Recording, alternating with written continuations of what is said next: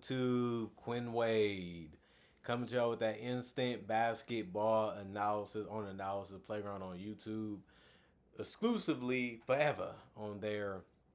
And we're gonna talk about how the New York Knicks ended up getting past and beating the Orlando Magic 106 to 100. The Knicks go to 16-7 and 13-1 at home. The only team to beat them at home this year is the Orlando Magic, but they lost this one. They are now 14-10 and 5-6 on the road. New York won the first quarter 35-31, but Orlando won the second quarter 24-19. But then New York won the third quarter 28-18, while the Magic was able to win the fourth quarter 27-24, and then they ended up losing by 6. They played every single person that was healthy today on their roster. Paulo Banchero didn't do much in this one. He only had played 24 minutes and had 16 points. He went 4 of 11 from the field and 3 of 6 from 3, 5 of 6 from the free throw line. He only had 1 rebound, 2 assists, and 1 turnover and 2 personal fouls, and that was really it for him. He was also a minus 10 and plus minus. He's a good scorer. His jump shot was going tonight, and he still continued to attack. That's how he got to the free throw line, but didn't have a dominant performance in this one. Franz played 7 minutes. He got a knee injury or a lower leg injury. We don't know what it is. Early in the game, he only finished with 7 points. He was 3 or 4 from the field, 1 or 1 from 3. Had a good start. Looked like he was going in the right direction when it comes to having a good game, but he just ended early, unfortunately for him. 3 rebounds, 1 assist, 1 steal, and a +4 and plus minus. Wendell Carter Jr., 33 minutes for him, 8 points. He was 2 of 8 from the field and missed all his threes besides 1, going 1 of 5 from 3, but he still scored because he went to the free throw line and went 3 or 4 there. He also had 7 rebounds, which was the most from all the starters. Every single starter had a rebound or more, and the bench did 2. And every single starter had 1 or more assists. And Wendell Carter had 3. He also had 2 offensive rebounds, 2 personal fouls, and was a -3 and plus minus. Desmond Bain had it going scoring wise. He took 15 shots and went 7 of 15 from the field. He had 16 points in 34 minutes and also went 2 of 4 from 3. He made some layups. He made some floaters. He had it going when it comes to a variety of his shots. He also had 4 assists with no turnover and a steal and 3 offensive rebounds, but he did also have 5 personal fouls in this one, and he did finish a 0 and plus minus. Jalen Suggs played 32 minutes. He had 17 points. That was the most points on the team today. But he went 6 of 16 from the field, took the most shots on the team besides Anthony Black, who also took 16. He also went 1 of 6 from 3. His 3-point shot been hit or miss. Sometimes he shoot it well, sometimes he doesn't. He was 4 or 5 from the free throw line. He also had 3 rebounds, 4 assists, 2 turnovers, 2 steals, and a block. 2 offensive rebounds, 2 personal fouls, and a +2 and plus minus. Jonathan Isaac, 11 minutes, 4 points, 1 of 1 from the field, 2 of 4 from the free throw line, 2 rebounds, 1 turnover, 1 block, and a -2 and plus minus. You have to be happy with that because he gave you something in the little amount of minutes that he played. Tristan Da Silva, 18 minutes, but he went 0 of 7 from the field, 0 of 3 from the 3-point line. He also had 5 rebounds, 1 assist, 1 turnover, 1 steal, and he also had 2 personal fouls in the offensive rebound, finish as a -12 and plus minus. You're just happy that he gave you a couple of rebounds. Other than that, he didn't do a lot in this one. Noah Pinda, 6 minutes. He only had 2 points, went 1 or 2 from the field and 0 1 from 3, and also 0 2 from the free throw line. But he still did have 4 rebounds and 2 assists and finished with 1 turnover, 3 offensive rebounds, and a +6 and plus minus, and no personal fouls. Gogo Bataze, 12 minutes, 2 points, 1 or 1 from the field. He also had 3 rebounds, 1 block, 2 offensive rebounds, 1 personal foul, finished as a -9 in plus minus. Tyus Jones played 21 minutes. He had 6 points. He went 2 of 5 from the field, 2 of 4 from 3. Also had 1 rebound, 2 assists, 1 turnover, and a steal, and 1 offensive rebound. It was a -9 and plus minus. And then Anthony Black played 30 minutes. He had 14 points. That was the most off the bench. He went 6 of 16, just like Jalen Suggs. But he went 1 of 7 from three and 1 of 1 from the free throw line. But he got a double double because he had 11 rebounds. That's a lot coming off the bench. And he also had 4 assists, 4 turnovers, and a block, 2 offensive rebounds, and 2 personal fouls, and was a -5 and plus minus. Jet Howard 6 minutes, 0 of 2 from the field. It was all threes that he took, and he missed all of them, so he went scoreless. In this game, he had 1 rebound and was a +2 and plus minus. And then Jace Richardson 6 minutes, 8 points. 3 of 6 shooting from the field and 1 of 3 from the 3 point line, 1 of 2 from the free throw line, 1 rebound, 1 steal, and was a +6 and plus minus. And his rebound was offensive, by the way. 36 of 94, 38% from the field, 12 of 42, 29% from three, 16 of 24, 67% from the free throw line. They shot so poorly in this game, they should have lost. But they also did have 17 offensive rebounds, 48 rebounds total, 23 assists, 11 turnovers, 7 steals, and 4 blocks, and 16 personal fouls. And then you look at the New York Knicks, they also played everybody that was healthy enough to get on the court. OG Anunoby was splashing them corner threes, but he also was attacking if he didn't have it open and getting some other shots to fall from the perimeter and in the paint. He played 28 minutes, had 21 points, was 8 of 14 from the field, 5 of 7 from three.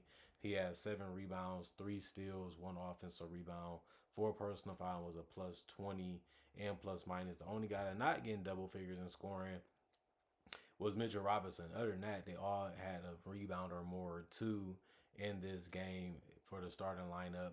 But other than that, he had 6 points in 25 minutes. He was 3 or 4 from the field. He did get 13 rebounds, and 8 of them was offensive, which is tough to do, but he did it. 2 assists, 1 turnover, 1 steal, 1 block. He also had 3 personal fouls and was a +8 and plus minus. Josh Hart started because of no Karl-Anthony Towns. 33 minutes for him, 17 points, 7 of 13 from the field. He went 3 of 5 from three. Gotta like the way they pushed the tempo and drives. He also had hit a mid-range jumper shot in this one. He also finished with a double-double because he had 12 rebounds. He only had 1 assist, but he did get 2 steals and a block too, and also had 2 personal foul and finished as a -1 and plus minus. Mikal Bridges, 34 minutes, 12 points, 6 of 17 from the field, 0 of 4 from three, 6 rebounds, 7 assists. He also had 2 turnovers, a steal and a block, 3 personal fouls, and a +1 and plus minus. He didn't really have it going when it comes to efficiency, but he had looks that you should be taking, and he kept the ball moving. He kept driving. He did a lot of things for the team to move and operate the right way. So even though he didn't shoot the ball the greatest, it still helped influence getting good looks and good shots. And Jalen Brunson, 30 points, game high for him. 37 minutes was what it took. He also took the most shots with 23 field goal attempts, but he only made 10 of them. He also went 1 of 7 from three and 9 of 12 from the free throw line. You're happy when he settles for the three, but it's just because he's so good at getting to the basket, hitting floaters, stopping pop mid ranges, and just bumping and knocking his way to the free throw line. Like I said, he went 9 of 12 from the free throw line. He also had 2 rebounds, 9 assists, 2 turnovers, offense rebound, and 2 personal fouls. It was a +11 and plus minus. Yabusele, 11 minutes, 8 points. He was 2 of 3 from the field. It was all threes. Besides going 2 of 2 from the free throw line, he did have 2 rebounds and a turnover, two offensive rebounds, 2 personal fouls, and a -7 and plus minus. That's a good game from him. If he open, you should take him. He hasn't really shot a 3-ball great or amazing, but they're going to keep giving it to him because they rather him do that than attack the paint or be good on the boards, which he was good in this one with those 2 offensive rebounds. Tosan, 1 minute, he didn't do anything but be a -6 and plus minus. Muhammad played 2 minutes. He went 0-1 from the field and finished as a -6 and plus minus. Ariel, 23 minutes, 6 points, 1 of 2 from the field, 4 of 4 from the free throw line. He also had 7 rebounds, 2 assists, 1 turnover, 1 steal, and 3 blocks, 2 offensive rebounds, and 3 personal fouls. Was a +2 and plus minus. I have to like the fact that he was really playing hard and really making things happen for himself and his teammates, and he also was able to score and help on the boards and play defense. Jordan Clarkson, 17 minutes, 0-1. 17 minutes, no points. He was 0-5 from the field since he took a bunch of threes in this one, and he also missed a 2 point field goal. He also had 2 rebounds, 2 turnovers, and a personal foul and finished as a +9 and plus minus. And then Miles McBride, he's been hot, but not that hot in this one. 21 minutes, 4 points, 1 of 7 from the field, 0 of 5 from three, 2 of 2 from the free throw line, 1 rebound, 2 assists, 1 turnover, 1 block, 1 offensive rebound, 1 personal foul, and a +5 and plus minus. And Tyler Kolek, 8 minutes, 2 points, 1 of 2 from the field, 1 assist, 1 turnover, and a -6 and plus minus.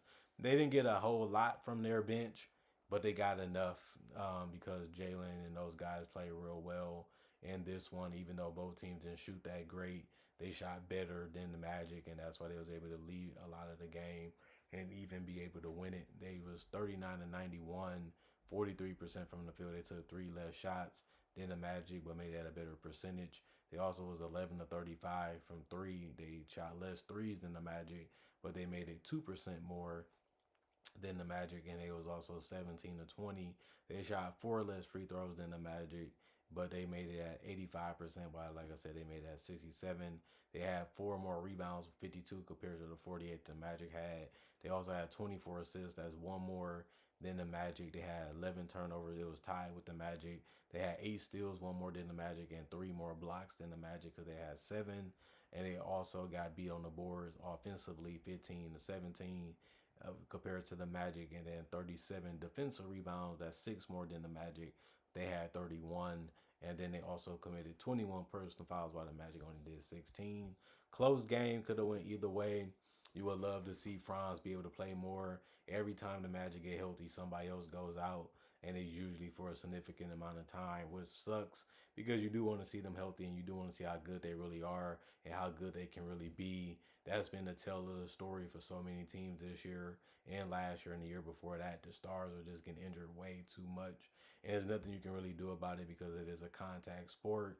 But try to make sure they playing the game as well as they can and just living with the result of whatever happens with it. Other than that, the Knicks were the better team, especially with Franz going out, and they just had to find a way to stay ahead and just close it out, and they was able to do that. And they had fun out there. They was able to do it in front of the home crowd, and they stepped up when it mattered defensively, and they stepped up when it mattered offensively too. And they just knew how to get to their spots and just find a way to just knock them down when they do. And that's how they was able to win this one. It's close, but it was also a game where the Knicks just seemed like they was more in control of what was happening and what was going on. Comment, like, subscribe, share, hit the notification bell to get the analysis when it first come out. I also do make conversation videos just like this, but about various other different NBA and basketball topics too. I also do breakdowns of real footage of legends, current legends, rookies, and all the future stars. I also do mock draft and draft coverage too. And on top of that, I also make videos every single day throughout the day to give my fans and my subscribers something to look forward to and something to watch when it comes to content about NBA and basketball, and it give y'all something to watch too if you want to become a subscriber. Other than that, thank y'all for checking out the channel. Thank y'all for staying subscribed. Thank y'all for staying loyal. Thank y'all for the love. Thank y'all for the respect of my analysis and my opinion and me as a man. And thank y'all for just appreciating the content for what it is and continuing to come back and making time for me and the content that I make. Other than that, y'all stay blessed up. Y'all stay good. Peace, and I'll see y'all hopefully later today with more analysis.